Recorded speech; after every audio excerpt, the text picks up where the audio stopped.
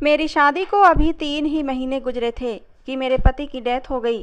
पति के मरने के बाद मैं 3-4 महीने तक तो ससुराल में ही रही और फिर मेरे माँ बाप मुझे लेने के लिए आ गए, लेकिन मैं उनके साथ नहीं गई क्योंकि मैं अपने माँ बाप पर बोझ नहीं बनना चाहती थी। क्योंकि मेरे पापा की माली हालत कुछ ठीक नहीं थी, उन्होंने बहुत ही मुश्किल से मेरी शादी की थी। मेरे ससुराल वाले अच्छे खासे अमीर थे। मेरी सास के सिर्फ 2 ही बेटे थे और उनकी एक बेटी थी। मेरा पति और उसका एक बेटा जो मेरे पति से छोटा था। पति के मरने के बाद मैं चाहती थी कि मेरी सास मेरी शादी मेरे देवर के साथ कर दें, इसलिए मैं उनका दिल जीतने की बहुत कोशिश करती थी। मैं घर का सारा काम खुद ही करती और रात को सोने से पहले अपनी सास के पैर भी दबाया करती थी। मुझसे जितना भी हो सकता था मैं अपनी सास की सेवा करती थी और उन्हें कभी भी शिकायत का कोई मौका नहीं देती थी, क्योंकि मैं चाहती थी कि वो एक बार फिर से मुझे अपनी बहू बना लें। मेरी एक ही ननद थी, वो शादीशुदा थी।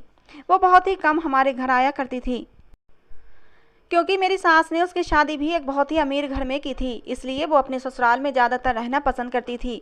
उसके घर में तो हमारे घर से भी ज़्यादा ऐशो आराम मौजूद थे और वो अपनी ससुराल में बहुत ही खुशी खुशी ज़िंदगी गुजार रही थी। लेकिन मेरी ननद जब भी आती थी मैं उसकी बहुत ही अच्छे से खातिरदारी करती थी, उसकी पसंद के सारे खाने बनाती और उसके बच्चों का भी बहुत ख्याल रखती थी।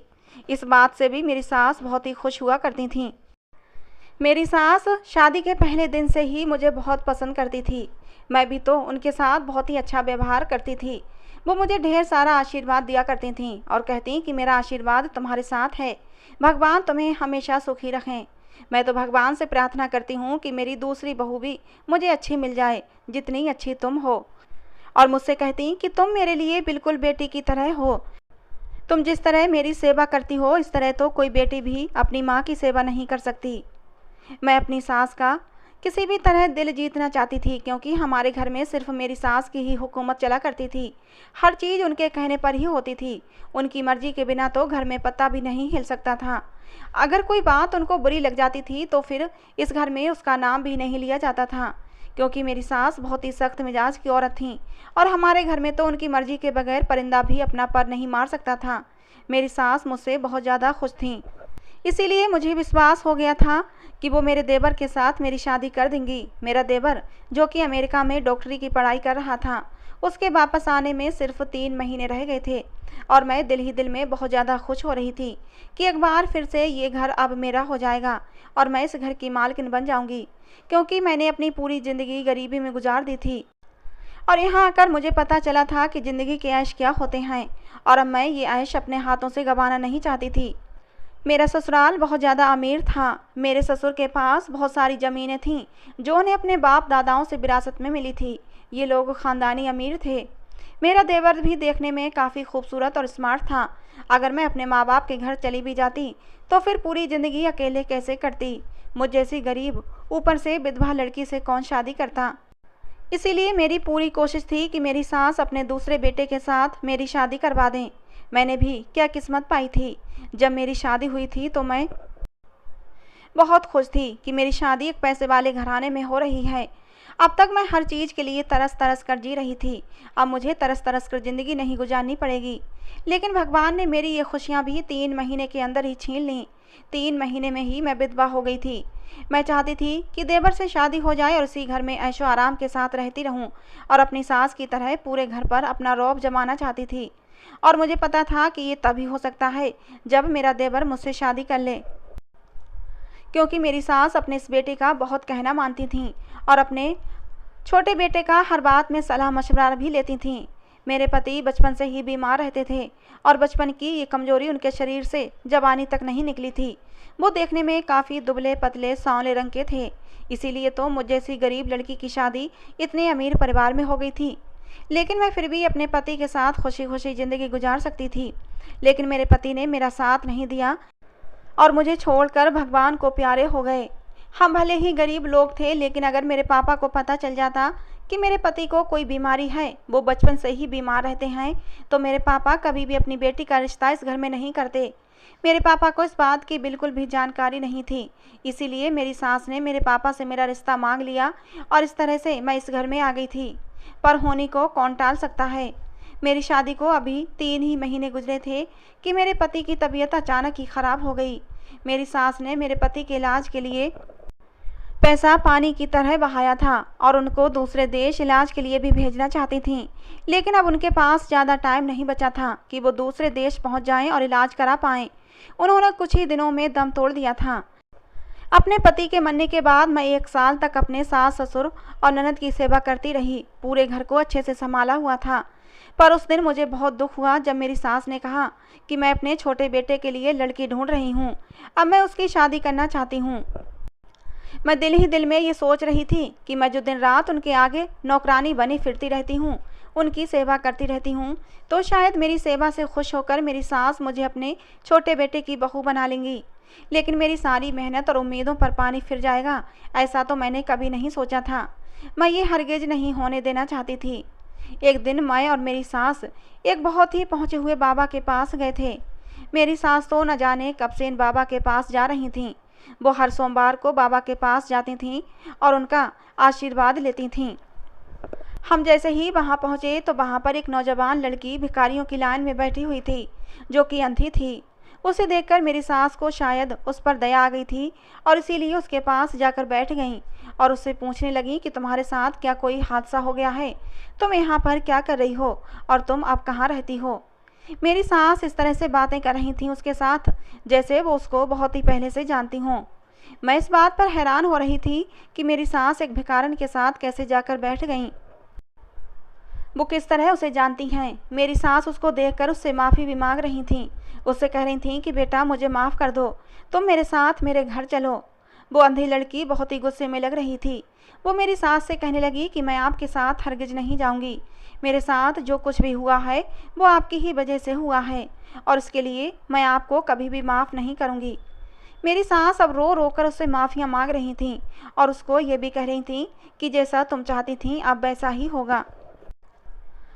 तुम्हारे दिल की इच्छा, तुम्हारी तमन्ना जरूर पूरी हो जाएगी, बस तुम सिर्फ मेरे साथ चलो। मेरी सास उस अंधी भिखारन को अपने घर लेकर आ गईं। मैंने जब अपनी सास से ये सवाल किया कि मम्मी जी, आप उस भिखारिन को अपने साथ घर क्यों ले आई हैं? आखिर ये लड़की कौन है? तो मेरी सास ने मुझे सिर्फ इतना ही बताया कि मैं इसकी शादी अपने छोटे बेटे से करूँगी।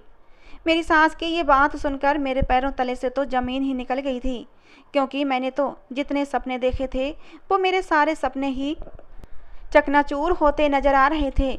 मेरी सास ने मुझे ये बात बताकर मुझे चुप रहने का इशारा कर दिया कि अब आगे मुझसे कोई सवाल मत करना। मुझे अपनी सास की इस बात पर बहुत ज़्यादा हैरत हो रही थी कि वो भला एक अंधी लड़की जो कि भिखारन है अपने डॉक्टर बेटे की शादी कैसे कर सकती हैं। और मुझे ये भी लग रहा था कि मेरा देवर तो उसे देखकर उसी वक्त ठुकरा देगा, क्योंकि वो अमेरिका में पढ़ता था और उसकी पसंद भी बहुत हाई फाई होगी। ये भिखारन तो उसकी पसंद बिल्कुल भी नहीं हो सकती। वो एक अंधी भिखारन लड़की से शादी कैसे करेगा? मुझे तो अपनी सास की सोच पर हैरत हो रही थी। और फिर कुछ ही दिनों में मेरा देवर वापस आ गया और मेरी सास ने शादी की तैयारियां शुरू कर दी। वो अंधी लड़की अब हमारे ही घर में रह रही थी। मेरी सास ने उसे एक अलग कमरा दे रखा था। वो हम लोगों से कम ही बात करती थी, ज़्यादातर अपने कमरे में ही रहती थी। मेरी सास उसके कमरे तक खाना पहुंचा देती थीं। मेरी सास ने मेरे देवर को शादी के बारे में बता दिया। मेरा देवर भी शादी के लिए खुशी खुशी राजी हो गया था। मैं हैरान थी कि भला नीरज शादी के लिए इतनी जल्दी कैसे तैयार हो सकता है। उसे वो अंधी भिखारन कैसे पसंद आ सकती है। फिर मैंने सोचा शायद मेरी सास ने नीरज को ये नहीं बताया होगा कि उन्होंने उसके लिए किस लड़की को चुना है, कि वो अंधी है। मैंने बहुत कोशिश की कि अपने देवर को किसी तरह ये बात बता सकूं कि तुम्हारी माँ ने तुम्हारे लिए अंधी भिखारन लड़की चुनी है। मैं चाहकर भी अपने देवर से ये बात नहीं बता पा रही थी। एक दिन मुझे मौका मिल ही गया और मैंने नीरज को भड़काने की पूरी कोशिश की कि नीरज, तुम्हारी माँ ने तुम्हारे साथ धोखा किया है। वो तुम्हारी शादी एक अंधी लड़की से कर देना चाहती हैं। मेरी बात सुनते ही नीरज ने मुझे खाली खाली नज़रों से देखा और कहा, भाभी आप चिंता मत करें, मुझे अपनी माँ पर पूरा भरोसा है। वो मेरे साथ कुछ भी गलत नहीं करेंगी। मैं अपना सा मुंह लेकर चुप हो गई। जब शादी का समय हुआ और मेरे देवर ने उस लड़की को देखा तो उसके चेहरे पर ऐसी खुशी चमकने लगी जैसे पता नहीं उसे कौन सी बड़ी खुशी मिल गई हो। वो बहुत ज़्यादा खुश नज़र आ रहा था और उसकी खुशी देखकर मैं हैरान रह गई थी कि आखिर मेरा देवर इतना खुश क्यों है। एक अंधी लड़की उसकी पत्नी बनने जा रही है और वो फिर भी इतना ज़्यादा खुश है। मेरी परेशानी किसी भी तरह कम होने का नाम नहीं ले रही थी। मुझे कुछ भी समझ नहीं आ रहा था। और फिर मेरे देवर की शादी उस अंधी लड़की से हो गई और वो मेरी आंखों के सामने ही अपनी पत्नी का हाथ पकड़कर अपने कमरे में चला गया। मेरे सारे सपने जो अब तक मैंने देखे थे वो सब धरे के धरे रह गए। मेरी सास ने मुझे हुक्म दिया कि अपने देवर और देवरानी की सारी जिम्मेदारी अब तुम्हें ही उठानी होगी, क्योंकि वो अंधी है, उसे कुछ भी नज़र नहीं आता। इसलिए उसके खाने पीने से लेकर उसके हर काम की जिम्मेदारी अब मैं तुम पर डालती हूँ। मुझे अपनी सास की ये बात बिल्कुल भी अच्छी नहीं लगी थी कि मैं पहले तो अपनी सास की सेवा की इस घर में, और फिर मेरी सास ने मुझे देवरानी की नौकरी पर लगा दिया था। मैंने हिम्मत करके अपनी सास से बात करने का फैसला कर लिया और फिर मैं उनके कमरे में चली गई। मैंने अपनी सास से पूछा कि आखिर आपने मेरे बारे में क्या सोचा है? आप कब तक मुझे अपने घर में इस तरह नौकरानी बनाकर रखेंगी? पहले तो सिर्फ आप थीं, अब तो आपने एक अंधी लड़की को भी मेरे सर पर लाकर बिठा दिया है। आप मेरे पति की माँ थीं, इसलिए मैं आपकी सेवा दिलो जान से करती थी, पर मैं उस अंधी भिखारिन की नौकरी नहीं कर सकती। मेरी सास ने मुझसे कहा कि इधर आकर मेरे पास बैठो, मैं तुम्हें बताती हूँ कि वो लड़की कौन है। मुझे मेरी सास अब बिल्कुल भी अच्छी नहीं लग रही थी। मेरा दिल नहीं कर रहा था कि मैं उनके पास जाऊं। मेरा दिल कर रहा था कि इसी समय इस घर को छोड़कर कहीं चली जाऊं, क्योंकि मैं अपने मकसद में नाकाम हो गई थी। मुझे उनकी अब कोई भी बात सुनना गवारा नहीं था, लेकिन मैं मजबूरी में उनके पास जाकर बैठ गई। मेरी सास ने मुझे बताया कि जब नीरज अमेरिका नहीं गया था, ये तब की बात है। ये लड़की, जिसका नाम नीलम है, हमारे ही मोहल्ले में रहा करती थी और नीरज उसको पसंद करता था। नीलम भी नीरज को पसंद करती थी। नीरज ने कई बार मुझसे कहा था कि माँ, मेरा रिश्ता लेकर नीलम के घर चली जाओ, पर वो लोग हमसे गरीब थे और मैं नीरज का रिश्ता बहुत ही अमीर ख़ानदान में करना चाहती थी, जो कि मेरी टक्कर का होना चाहिए। नीरज ने मुझे बहुत बार कहा, मुझे बहुत समझाया कि इंसान की खुशियों के आगे पैसे का कोई मोल नहीं होता, पर मुझे ये बात समझ में नहीं आती थी। मैं उस लड़की के माँ बाप के घर गई थी और उनको कहा था कि अपनी बेटी को समझाओ कि मेरे बेटे से दूर रहे, वरना आप लोगों के साथ अच्छा नहीं होगा। मैं जानती हूँ कि आपकी नज़र मेरी दौलत पर है, मेरी जायदाद पर है, इसीलिए आपने अपनी बेटी को मेरे बेटे को फंसाने के लिए बोला है, पर जैसा आप लोग चाहते हैं वैसा बिल्कुल भी नहीं होगा। मैं ऐसा हरगिज नहीं होने दूंगी। नीलम की माँ मुझसे रो रो कर कह रही थी कि हमने अपनी बेटी को ऐसा कुछ भी करने के लिए नहीं कहा है। हम लोग गरीब हैं पर इज्जत वाले हैं। आप यहाँ आकर इस तरह से तमाशा करेंगी तो मोहल्ले में हमारी क्या इज्जत रह जाएगी। भगवान के लिए हम पर दया करें और यहाँ से चली जाएं। उस औरत ने मुझसे कहा था कि मैं आज के बाद अपनी बेटी को आपके बेटे से नहीं मिलने दूंगी। आप निश्चिंत होकर घर जाएं। उस समय जब मैं उनके घर गई थी और उनको इतनी सारी बातें सुनाकर आ रही थी, तो उनके घर के बाहर काफ़ी लोग जमा हो गए थे और सारे मोहल्ले को ही तमाशे के बारे में पता चल गया था। उस लड़की की माँ बेचारी बहुत ही शर्मिंदा हो रही थी और साथ ही साथ रो भी रही थी। जब मैं घर वापस आई तो नीरज मुझसे बिल्कुल भी बात नहीं कर रहा था। मैंने उसको खाना खाने के लिए बुलाया, पर उसने खाना खाने से मना कर दिया। नीरज की ये बेरुखी मुझसे बिल्कुल भी सहन नहीं हो रही थी, क्योंकि इससे पहले कभी भी ऐसा नहीं हुआ था कि नीरज मुझसे बात न करे और मेरी किसी भी बात का जवाब न दे। नीरज तो मेरा बहुत ही आज्ञाकारी बेटा था, जो मेरी एक ही आवाज़ पर भागा चला आता था, और ये सब इस वजह से हो रहा था क्योंकि उसको उस लड़की ने फ़ोन करके बता दिया था कि मैं उनके घर गई थी और उसके माँ बाप को पूरे मोहल्ले के सामने बेइज्जत करके आई हूँ। अगली सुबह जब नीरज घर से बाहर जा रहा था तो मैंने उससे पूछा कि कहाँ जा रहे हो। उसने मुझे बताया कि मैं नीलम से मिलने जा रहा हूँ। मैंने उसको बहुत रोका। मैंने उसको कहा कि मैं उस गरीब लड़की से तुम्हारी शादी हरगिज नहीं करवाऊंगी। उसकी नज़र सिर्फ तुम्हारी दौलत पर है, जो तुम्हें नज़र नहीं आ रहा। नीरज मेरी सारी बातें सुनकर बाहर चला गया और उसने मुझे किसी भी बात का जवाब नहीं दिया था। थोड़ी ही देर के बाद वो घर वापस आया तो बहुत ही चिल्ला चिल्ला कर रो रहा था। वो अपने कमरे में चला गया।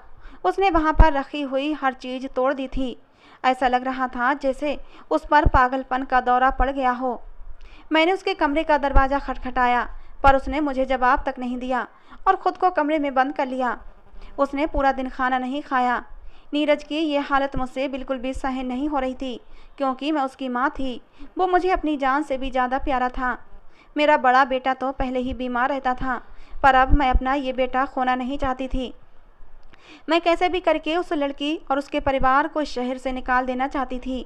क्योंकि मुझे विश्वास था कि अगर वो लोग यहाँ से चले जाएंगे तो नीरज का संपर्क उस लड़की से ख़त्म हो जाएगा और इस तरह धीरे धीरे वो उस लड़की को भूल जाएगा और फिर सब कुछ ठीक हो जाएगा। नीरज ने उस दिन पूरा दिन खुद को कमरे में बंद रखा था। मैं फिर से उस लड़की के घर चली गई। मैंने उस लड़की के माँ बाप को कहा कि आप लोग इस शहर से कहीं दूर चले जाएं। उसके बदले में आप लोग मुझसे जितने भी पैसे लेंगे मैं आपको देने के लिए तैयार हूँ। बस अपनी बेटी से कहो कि मेरे बेटे का पीछा छोड़ दे और उसकी ज़िंदगी से दूर चली जाए। तभी कमरे से निकलकर नीलम बाहर आ गई थी और मुझसे कहने लगी कि आप बेफिक्र हो जाएं, मैं आपके बेटे से कभी भी नहीं मिलूंगी।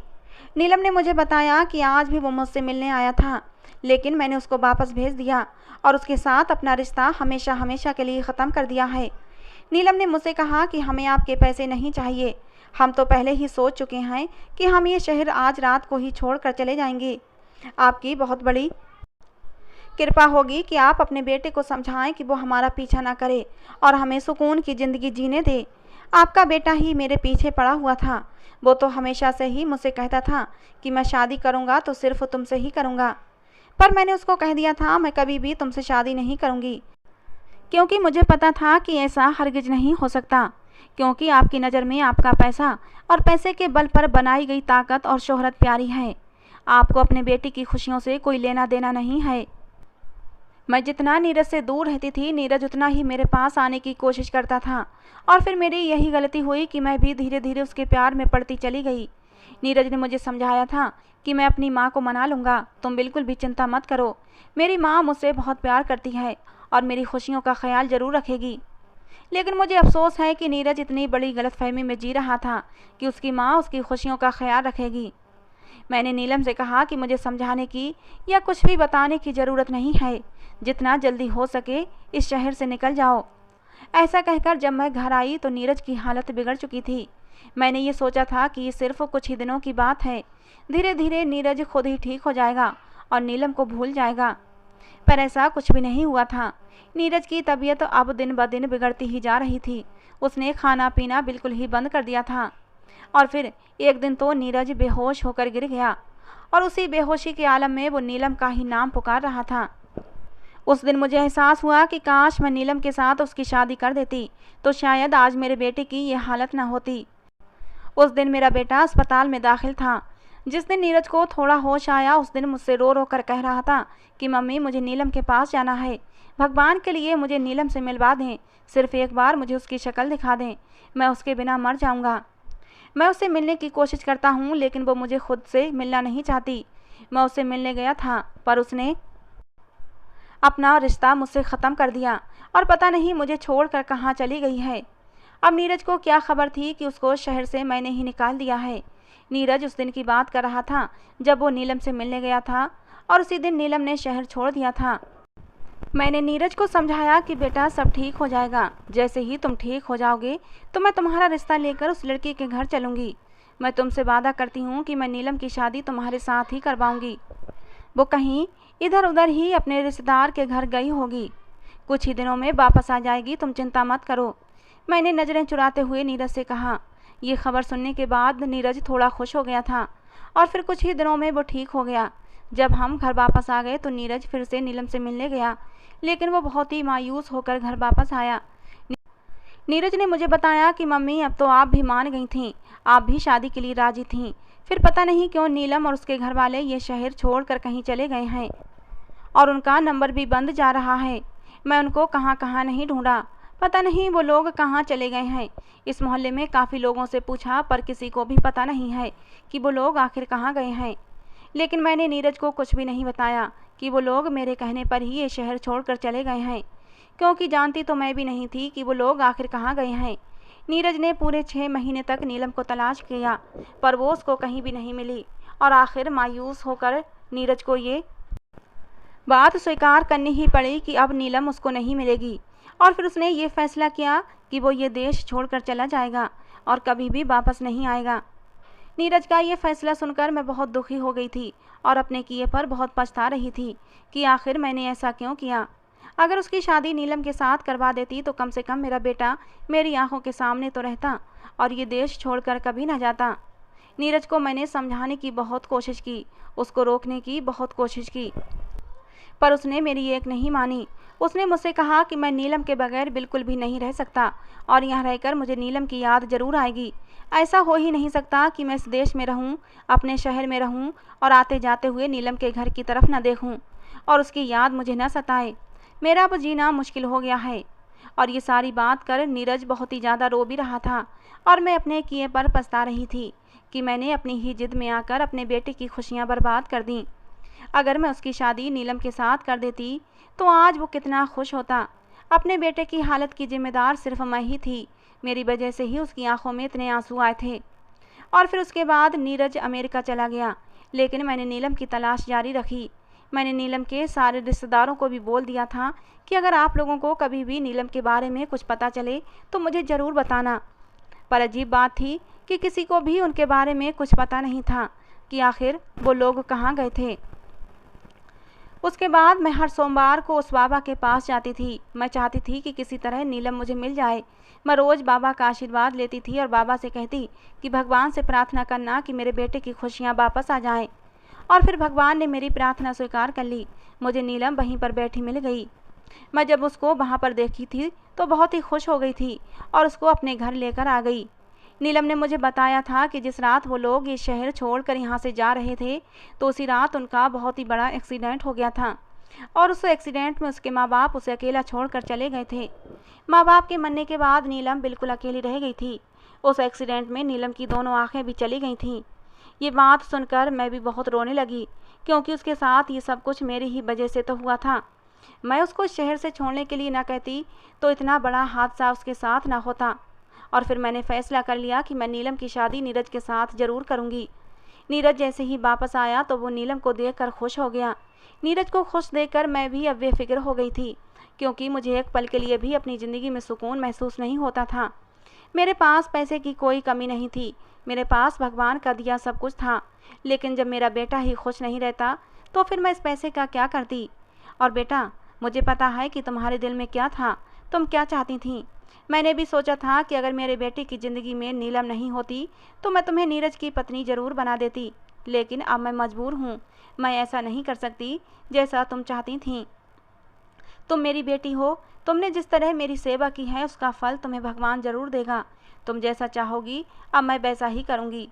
अगर तुम शादी करना चाहती हो तो मुझे बता दो, मैं तुम्हारे लिए अच्छे से अच्छा रिश्ता देकर तुम्हारी शादी किसी ऊंचे ख़ानदान में कर दूँगी। लेकिन नीरज की खुशियाँ सिर्फ नीलम के साथ ही हैं। वो तुम्हारे साथ कभी भी खुशी खुशी ज़िंदगी नहीं गुजार सकता। मेरी सास ने मुझसे कहा कि मेरे पास जितनी भी दौलत है मैंने अपनी आधी दौलत तुम्हारे नाम कर दी है। आधा हिस्सा तुम्हारा होगा और आधा हिस्सा नीरज का होगा। पर फिर भी तुम अपनी ज़िंदगी का कोई फ़ैसला लेना चाहती हो तो तुम्हें पूरा हक है। तुम जो भी कहोगी वैसा ही होगा। अपनी सास की बातें सुनकर मुझे उस समय एहसास हुआ कि मैं जो कुछ भी सोच रही थी वो बहुत ही गलत था। मुझे अपने घर वालों का प्यार भी नज़र नहीं आ रहा था। अगर वो चाहते तो अपने बेटे की मौत के बाद मुझे अपनी माँ के घर भेज सकते थे, पर उन लोगों ने मेरे साथ ऐसा कुछ भी नहीं किया और मेरी सास ने अपनी बेटी बनाकर मुझे अपने ही पास रखा। मेरी सास ने आगे और कहा कि बेटा, अपने दिल में ये मलाल बिल्कुल मत रखना कि मैंने अपने बीमार बेटे से तुम्हारी शादी करवाकर तुम्हारी ज़िंदगी ख़राब कर दी है। मैंने अपने बड़े बेटे की शादी तुम्हारे साथ इसलिए की थी क्योंकि डॉक्टर ने मुझे उम्मीद दिलाई थी कि मेरा बेटा ठीक हो जाएगा। मैंने उसकी शादी इसीलिए की थी कि इस तरह उसकी ज़िंदगी में कुछ खुशियाँ आ जाएंगी और वो ज़िंदगी की तरफ लौटने लगेगा, उसके अंदर जीने की उमंग जागेगी। लेकिन मुझे क्या पता था कि उसकी ज़िंदगी बस इतनी ही थी। मैंने उसी समय अपनी सास को कह दिया कि मम्मी जी, अब मैं पूरी ज़िंदगी आप लोगों के साथ ही गुजारूंगी। इस घर में मुझे जितनी खुशियाँ मिली हैं मैंने तो कभी सोचा भी नहीं था कि मेरी ज़िंदगी में भी कभी इतनी खुशियाँ मुझे नसीब होंगी। आपने जितना कुछ मुझे दिया है मेरे लिए ये तो बहुत ज़्यादा है, मुझे अब और ज़्यादा की इच्छा नहीं है। मेरी सास ने मुझे गले लगा लिया और मुझसे कहा कि तुम मेरी बेटी हो और हमेशा मेरी बेटी ही रहोगी। और अपनी सास की ये बात सुनकर मुझे बहुत ज़्यादा खुशी मिली थी।